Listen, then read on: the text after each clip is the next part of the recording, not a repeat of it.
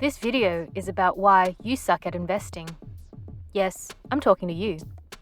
I know you've studied hard, read books, and watched hours of personal finance videos, yet for some reason, you really suck at investing. You've bought high and sold low, or worse, you're too scared to invest and you're kicking yourself for letting opportunities pass you by. It's why you're still stuck working your 9 to 5 and feeling like you're never going to get ahead. So why do you keep making these bad decisions, even though you know that you should be doing better? In this video, I'll explain the psychological biases that might be holding you back from reaching your investing and money goals. By understanding what's going on in your mind, this will hopefully help you break free from poor decision making when it comes to investing once and for all. This video is brought to you by I Dream of Money, the channel bringing you videos about business, economics and money. Help us reach 1,000 subscribers by clicking on the like and subscribe buttons so you never miss out on a video to help you become a better investor. How do our brains work? The human brain can be divided into 3 parts. Firstly, there's what's called the reptilian brain, which is responsible for regulating our vital functions, such as breathing and body temperature. Secondly, there's the cerebral cortex, which processes most of the body's information.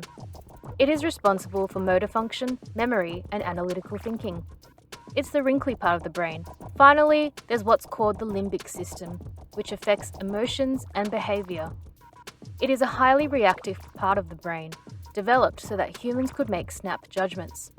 For example, many believe the limbic system is responsible for the initial flight, fight, or freeze response, which is an automatic psychological reaction to perceived dangerous stimuli, likely allowing humans to quickly respond to life-threatening situations over millions of years. Unfortunately, this part of the brain is also responsible for the unconscious biases we hold. The limbic system draws from past events and experiences to take mental shortcuts in order to make quick decisions. These decisions are not well considered and therefore often do not lead to the best outcomes. What is behavioral finance? The study of behavioral finance was developed after researchers realized that human rationality and modern portfolio theory did not accurately explain what was happening to asset prices.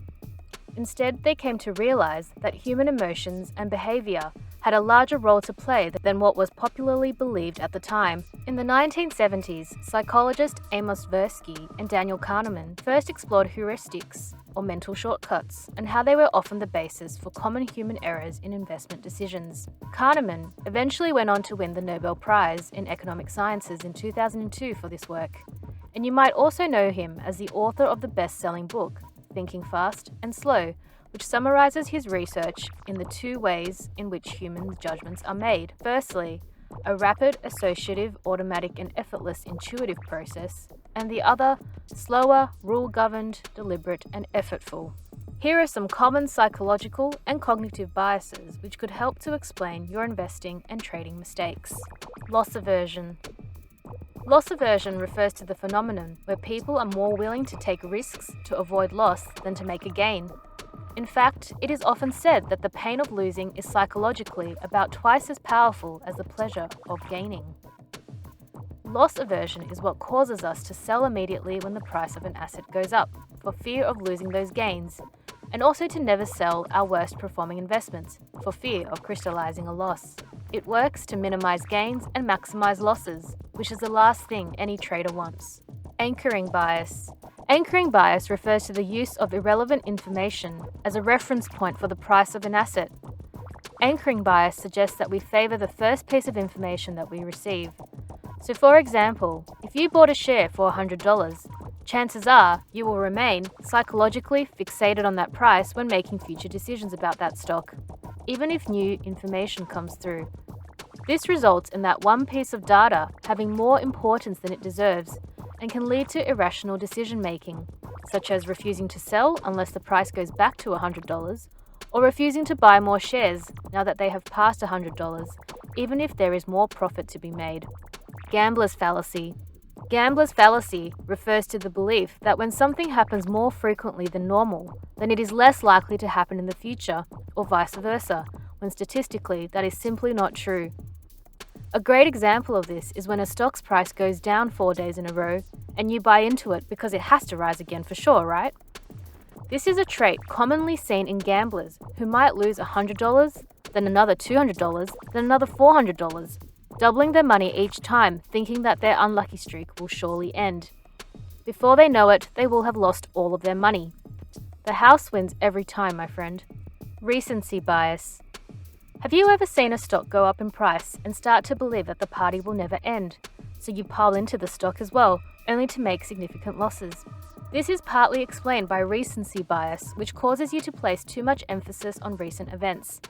This is a surefire way to making irrational decisions, such as following a hot investment bubble or selling everything during a market downturn. Confirmation bias. Confirmation bias occurs when you have a certain belief about whether an asset price will go up or down, so you keep looking for information that supports your belief and fail to research alternative views.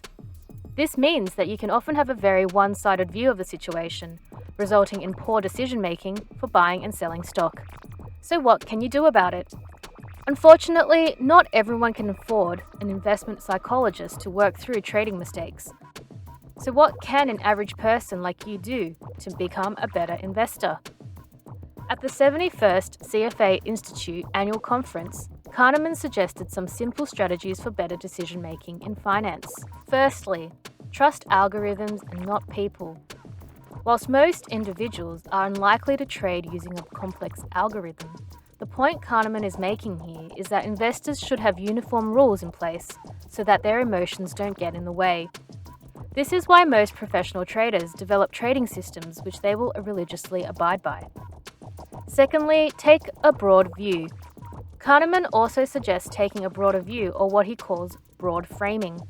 Don't be too fixated on a single investment decision, but rather focus on your broader portfolio and look at the bigger picture of what you're trying to achieve through investing. Thirdly, it's also important to regret-proof your investments. Kahneman suggests that investors understand their regret levels and adjust their strategy accordingly. All people have different risk appetites, and there is no one-size-fits-all strategy. By making an investment strategy regret-proof, for example by having stop losses, this can lead to more rational decision-making. And finally, seek out good advice. As I mentioned earlier, it's easy to get trapped in an echo chamber when you're suffering from confirmation bias, so it's important to read widely from trusted sources. By following these tips, hopefully you'll suck less at investing. If you'd like to learn more about how to develop a trading system that won't be derailed by your psychological biases, there's a classic book by Van K. Tharp called Trade Your Way to Financial Freedom, which I'll link in the description box below, where he explores this idea in more detail. Tharp believes that one's psychology is actually the most important ingredient for trading success, followed by money management, also known as position sizing, and system development. Let me know in the comments below if you'd like me to do a video on Tharp's key ingredients for trading success. Thanks for watching this video. If you'd like to see more videos about investing, please remember to like and subscribe to this channel.